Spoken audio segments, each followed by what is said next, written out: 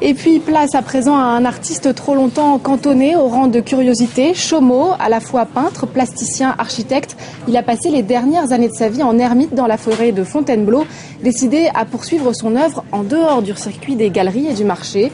10 ans après sa mort, la Halle Saint-Pierre à Paris lui consacre une rétrospective. La dernière exposition à la Halle Saint-Pierre à Paris présente des œuvres inaccessibles au public depuis 10 ans. C'est en effet il y a 10 ans que Chomo, artiste illuminé et visionnaire, disparaissait. À la fois poète, musicien, peintre, sculpteur, cinéaste et architecte, Chomo n'a jamais vraiment fait comme les autres.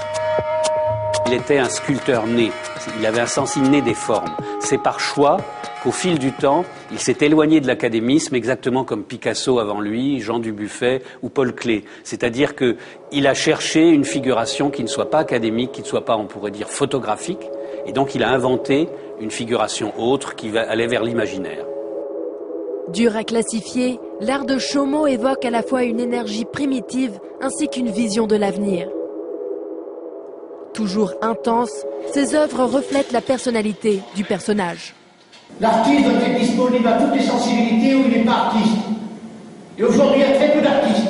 Tous les surréalistes, André Breton, des gens comme Dali, même Picasso, des gens très connus, Anaïs Nin, la romancière américaine, sont venus à son exposition, ont beaucoup aimé, Jean Cocteau, le poète, mais presque à chaque fois, Chomo les a plus ou moins un peu insultés ou a eu des mots très durs à leur égard, et donc aucune vente ne s'est faite, ou très très peu. Et c'est après cette époque que Chomo, qui ne supportait pas le commerce de l'art, en fait, s'est retiré dans la forêt et a décidé de s'exposer lui-même et de suivre un autre chemin.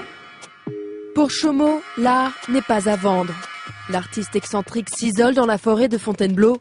Pendant plus de 40 ans, l'ermite crée sans repos des œuvres saisissantes à partir de matériaux recyclés.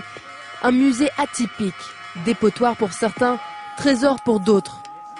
À cause de sa relation particulière avec la société, c'est la famille de Chomo qui détient la plupart de ses créations.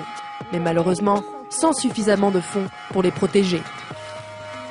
Ça disparaîtra pas complètement. C'est pas possible. Moi, je ne le crois pas. C'est pas possible qu'une œuvre de cette envergure, c'est toute une vie de création. Alors, c'est impossible que ça disparaisse. Des proches luttent pour préserver l'œuvre de Chomo, afin d'éviter que, comme l'artiste, son art disparaisse dans la forêt.